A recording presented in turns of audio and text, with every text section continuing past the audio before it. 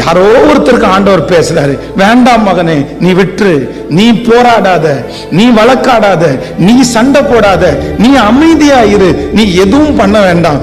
இதுவரையிலும் நீ வழக்காடுறதுனால நடக்கல.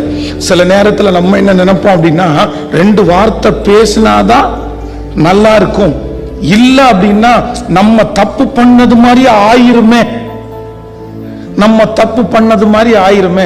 இல்ல, நான் ஒண்ணு நினைக்கிறேன், உங்களை தப்பான்னு நினைக்கணும்னு நினைக்கிறவங்க நீங்க எவ்வளவு நல்லா சொன்னாலும் உங்களை எப்படிதான் நினைக்க போறாங்க. அதனால நீங்க நிரூபிக்க எல்லாம் வேண்டாம், உங்களை நீங்க நிரூபிக்க வேண்டாம், நல்லவன்னு நிரூபிக்க வேண்டாம்.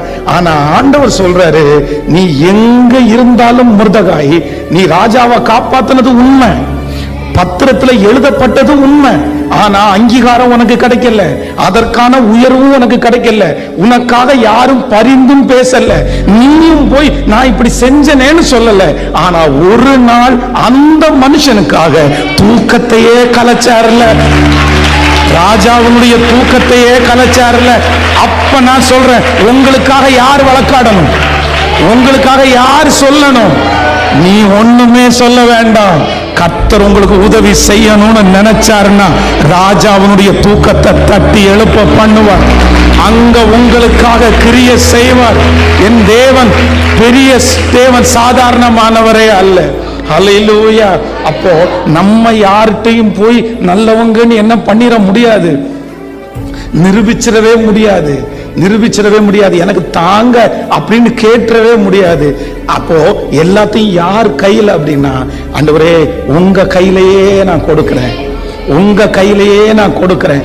அப்படி கர்த்தர் உங்களை வச்சிருக்கிறார்னா கூட நீங்க சந்தோஷப்படுங்க.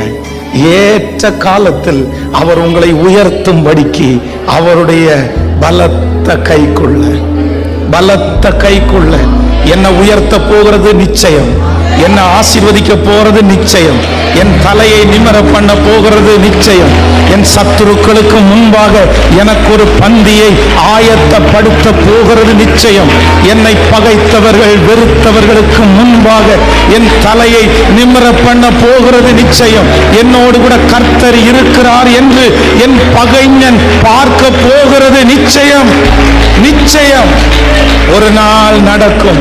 அதுவரையிலையும் என் மாம்சத்துல எந்த முயற்சியும் நான் எடுத்துடவே கூடாதுப்பா. ஒரு ஜெபத்தை மட்டும் பண்ணிடலாமா? இனி என் மாம்சத்துல எந்த முயற்சியும் நான் எடுத்துட கூடாது. என்னை தடுத்து நிறுத்துங்க ஆண்டவரே, என்னை தடுத்து நிறுத்துங்க ஆண்டவரே.